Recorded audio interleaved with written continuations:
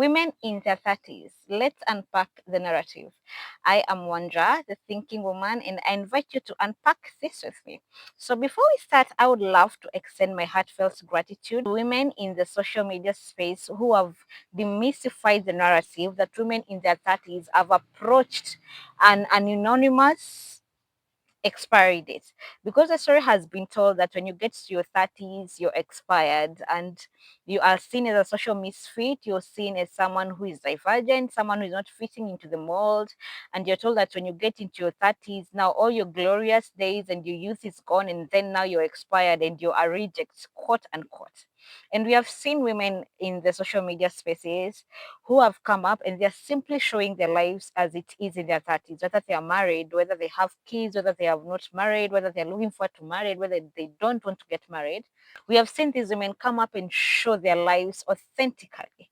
And by simply doing that, they have completely changed the narrative and they have made people to see the reality of what it is for a woman to be in her 30s. So when now people say, I am looking forward to my 30s, it is because of these women, because they have romanticized it for us, because they have normalized it for us, because they have demystified all these derogative and infuriating narratives that make women feel less than just because they have turned 30. And I am 29 years old. I am turning 30 in a few months, and I'm looking forward to my 30s. And I give all credit to these women, because these women have shown me that my 30s can be more money, my 30s can be more stability, my 30s can be better mental health, my 30s can be better fitness, better wellness, better intentionality with what I want, and me chasing my dreams and me being aligned with what I want to be. And these women have made me look forward to my 30s. I am looking forward to that like no one else. I am really looking forward to my 30s. And I've always thought, and I want us to think together, who gets to benefit from telling women that they expire at 30? We might not know who it is even before we start, but one thing is obvious: the women do not benefit. Women do not benefit from being told that they have an expiry date. One party that automatically and obviously and undebatably benefits from telling women they have an expiry date is the beauty industry. Because now, if you tell a woman that once you hit 30, your youth is gone and your beauty is gone and you're no longer as valuable, the woman is willing to do whatever it takes to retain part of what of how she looked like when she was 30. So skin, so now it's endless products for your skin, and then the beauty industry goes into the clothes or apparel industry, where now they're bringing all these garments that you have to wear on the inside, and you're suffocating yourself and not breathing like, because you want to look how you looked when you are 21. And not even that, you go to the health and the wellness industry, where now they tell you that you've turned 30s, your health is no longer how it used to be because you're no longer a youth. So now you need all these supplements and you need to detoxify all these. And now we are selling you a weight loss pill and all these things. And it's okay. And it is true. It is biological. It is medical that your health gets a certain way at a certain age. But instead of telling you how you can fix that problem in the long term, they will tell you detoxify after every 6 months. They will give you a weight loss pill after 6 months, all the weight is gone back. They will give you supplements, iron supplement, all these supplements, instead of simply telling you drink your water, eat your grains, take a walk in the evening. But at the end of the day, what they have done is they have created a problem for women. As glorious as they are, they have brought women the solution, but of course at a fee. So financially, capitalism and all the involved players benefit from telling women that they have an expiry date. Another party that benefits is, of course, the patriarchy. Because if we tell women you can only be as powerful as when you get at a certain age, after that age, you have no say. That is why you'll have a man come to you, or men, or several of them. And if you say no to them and you're almost in your 30s, you're in your late 20s, they're like, don't you know you're running out of time? And after that time, no one will want you.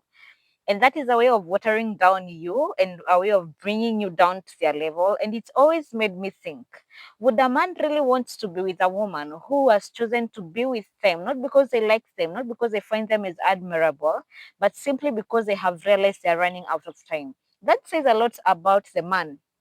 If you're willing to settle for a woman who is with you just because she's turning 30 and not because she likes you, there's a problem with you innately and intrinsically as a man. Let's go back to who benefits.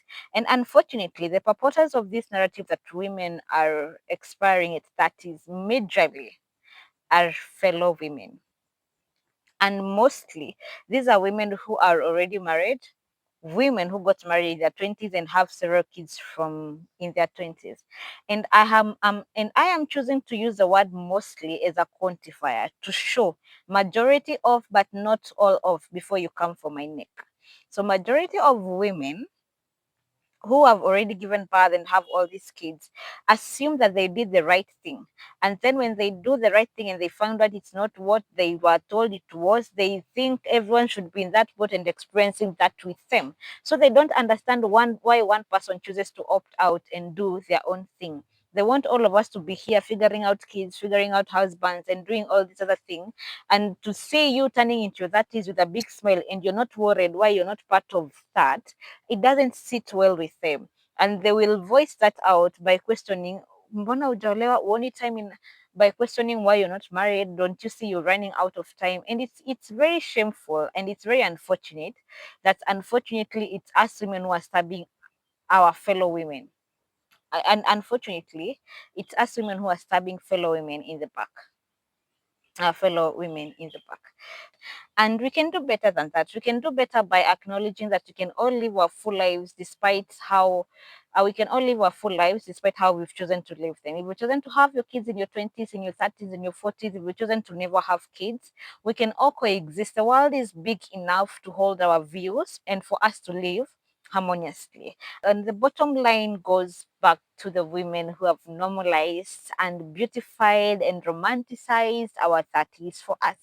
For us who are walking into our 30s, now owe it to those who are coming behind us to equally and authentically live our lives to an extent where they get to see a true picture of what it is to be in your 30s and not what they are told.